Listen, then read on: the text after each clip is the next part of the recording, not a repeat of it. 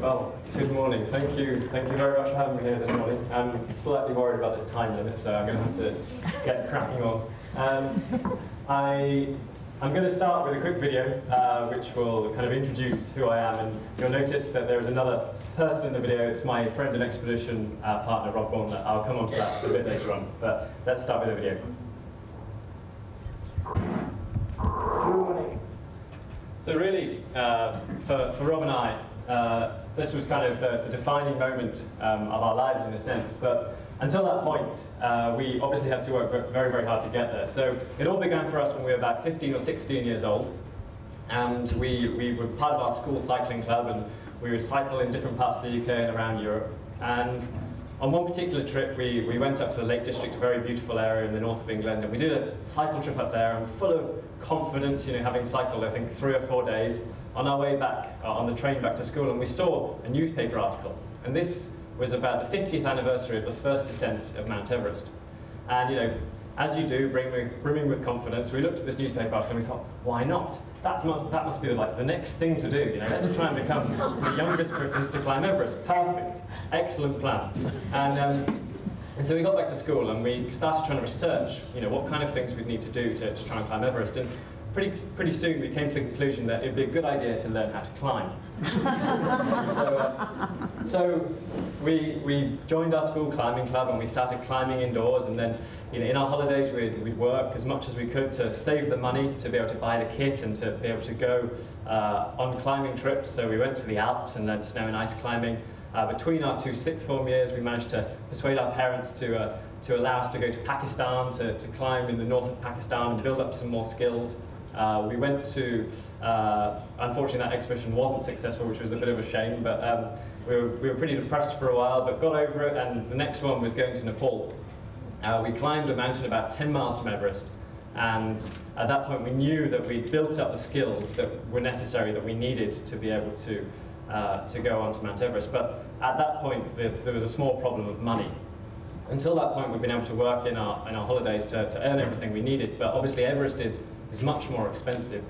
And so we had to start thinking about ways in which we could raise this money, and we wrote off thousands of letters, and we got basically a lot of responses which just said, sorry guys, no. And we got to 3 weeks before the expedition and still no money at all. We got a call from the expedition organizer saying, guys, if we don't have your deposit down on the trip by tomorrow, then I'm afraid you can't join the expedition. And this was quite a big I suppose, put down for us. This was 3 years of our life. We hadn't necessarily done as well as we could our exams and all these other things in order to focus on this trip. And all of a sudden, this dream was slipping away. And so, luckily, we had 2 very good friends, and they sat down and said, guys, we can do everything we can to help you do this. And we decided, perhaps not the most sensible decision, but right, we'll take out some credit cards, we'll pay the deposit, and then let's see what happens. And I think that gave us the extra motivation we needed. And we did that. We spent the next 3 weeks literally 12 hours a day on the telephones, calling financial services in London, people that used to go to our school and basically begging them for money. We're trying to become the youngest Britons to climb Everest. We'll take your company flag to the top, please sponsor us. I think a lot of people hung up the phone with expletives, but it kind of, over that period of 3 weeks, we managed to raise about $50,000, which is what it cost for the 3 of us to go. The downside is that we did have 12 flags, which we had to So we got to Everest Base Camp and began the process of acclimatization. I'm afraid I'm going to have to kind of go through this very quickly. It's a case of going up and down the mountain. Your body has to produce more red blood cells as it becomes used to the higher altitude, and effectively you become acclimatized and able to go up high. But it's a very slow process. You have to go up and down and up and down, and it's it really takes a lot out of your body. You lose a lot of weight. The best thing I can describe, when you're climbing up Everest, if you try and walk up and down the stairs breathing through a straw, that's a kind of similar feeling. You really have to suck the air in, and it kind of hurts your lungs to an extent. But it was all going well. We managed to time the weather window, and we began on our summit bid. We got to, this is our summit day. We had to climb through the night. Just after this photo was taken, we came across a dead body high up on the ridge. It was actually a friend who we'd made before at Everest Base Camp, and that was a real shock. And obviously makes you question, should I really be here? Is this what I want to be doing? Is this sensible? Think about my friends and family at home. And you really have to dig deep and remember why it was that you set out to achieve this in the first place.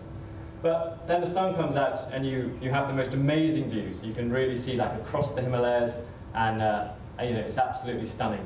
And this is when you realize how slowly you're moving. And it really is a case, you take a couple of steps and it feels like you've just run 200 meters and you're gasping for breath. And then you have to rest for a minute, and then you take another few steps. And it really is just very, very tedious, but the only way you can do it is by breaking it down into these achievable chunks, just a few steps at a time. And having faith that if you keep doing that, you're going to make it. Because if you think about the whole stretch, it's just too much. You just really have to take it a few steps at a time.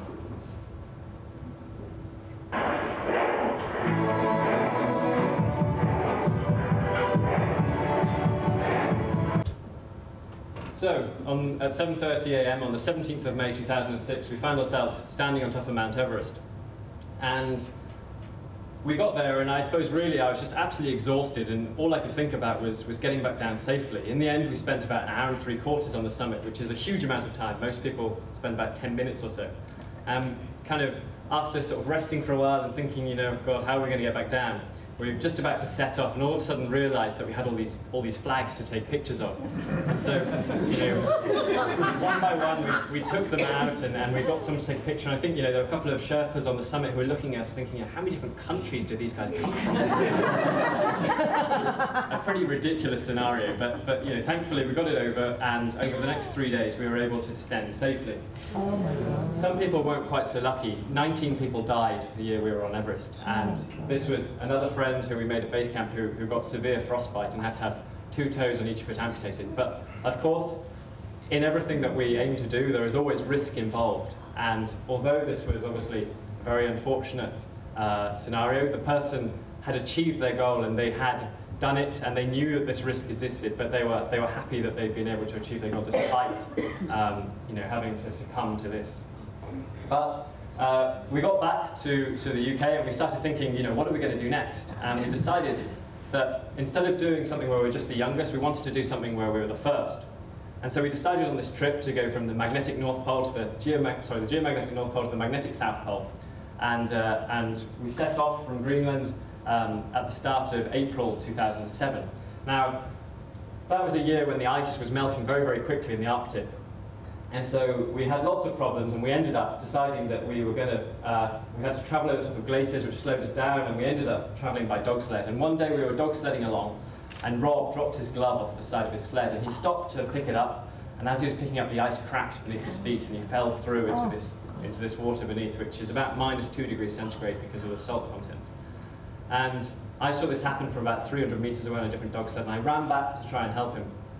But obviously, it took me quite a long time through knee-deep slushy snow, and I had to be careful I wouldn't fall in myself. And so I was able to get to him, and I spread myself out on the ice and kind of grabbed him by the shoulders and was able to heave him out, but he was unconscious, he wasn't really breathing very well, he was very blue, and I was really, really worried. And so the first thing I did was rip off all his clothes, and that's not just because I'm a pervert. It's actually the best thing you can possibly do. Well, I mean, that's what I told him afterwards. But on a serious note, wet clothes will wick the heat away a lot faster than if you're not wearing anything at all. So I had to get his wet clothes off and try and get him into a sleeping bag and get him warmed up. And very luckily, he was able to recover, and we were able to carry on with our journey. But it really brings home kind of the fragility of existence in these kind of extreme environments. So we carried on and we sailed to New York through these amazing icebergs. We cycled across from New York down through Panama. We arrived in Panama and we ran out of money, and we had to think of a way that we'd be able to carry on. We decided that we'd go around as many schools as we could in Panama and give talks, and we made some t-shirts and sold them for $10 a go. Luckily, it seems Panamanians don't have very good fashion sense, and they loved our t-shirts, and they snapped them up, and we were able to carry on with the expedition. But more importantly, it was incredibly rewarding to be able to share our stories, particularly of the Arctic, with the people who had maybe never seen snow before. So this is a really important part of what we were doing, is to try and share what we were doing with other people. We went through the Atacama Desert, down, we met people whose houses had been destroyed by earthquakes. It's very inspiring to kind of hear stories of people who, despite the fact they've had so many bad things happen to them, they're so positive about the future, and it really puts your own life into perspective and into context, and incredibly, I suppose, valuable to have that and to realize, wow, I'm just on an expedition, but this person, just to survive, they're doing these incredible things. And so we got to the bottom of South America, and we began sailing across the Southern Ocean. We had another problem in the Southern Ocean. We came up after about 40 days at sea into this huge storm. We had winds of over 100 kilometers an hour, waves which were up to 30 meters high. And as we were steering down one of these waves, our steering snapped and we went side on to the next waves that were coming through. I ran down the boat to try and get this fixed. I must have been panicking, and I looked up and I saw a huge wave, and this one was coming down onto the boat, and it knocked the boat completely sideways, turned the boat upside down. And I was lucky. I just grabbed onto a pole and was hanging on for dear life. And everything went black, and it seemed to go on for an eternity before finally, the keel came into action, the weight on the bottom of the boat, and it pulled it back round. But another, very frantic moment where I wasn't quite sure what was going to happen, but it turned out okay. We got to the magnetic South Pole, and I suppose we kind of successfully completed the trip, but still another 2,000 miles to sail north to safety. So pretty anxious. Before we arrived in Sydney, for about 3 days beforehand, we began to be able to smell land, and it really is a funny sensation. We were all there on deck with our noses in there, sniffing away. Wow, land! We're almost there. So we arrived in Sydney Harbour. Unfortunately, we got back, and 6 months later, we were on a climbing trip in the Alps. And my friend Rob, who I did the expedition with, and James, who was one of our best friends, they fell and died in a climbing accident in the Alps. And so this was like a pivotal moment for me. I suppose I really began to think about risk, and I began to think about what we were doing and whether it was worthwhile to be doing these things. And I wasn't really quite sure what direction I was going in, and I had a long time to think. I paused in London and worked for a while. I basically thought, what am I going to do next? And I realized some quite important things, and ended up trying to get on and carry on and do some more stuff in Korea. So I suppose to try and tie that all up and put it all into context, really there were three major things I've learned through everything I've done. And really it's these three things. The first is that to achieve anything, we need to break it down into a step-by-step approach. I found that on Everest, I found that on pole to pole. I found that if you try and do the big thing straight away, you can't get there, and the only way you can do it is by breaking it down. First of all, learning to climb, then learning to climb snow and ice. And if you do it like that and break it into steps, each step doesn't seem particularly difficult, and all of a sudden you're halfway up this flight of stairs, halfway to achieving your goal. But by breaking it down to steps, it becomes manageable. The second is to manage risks.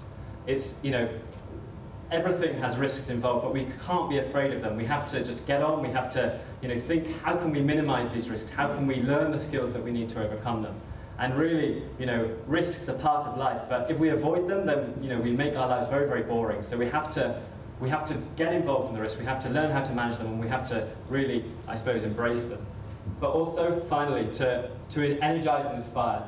You can't stop doing what you're doing. You are who you are, and you have to really inspire people, energize them, because ultimately we can't achieve anything without the help of other people. Thank you very much.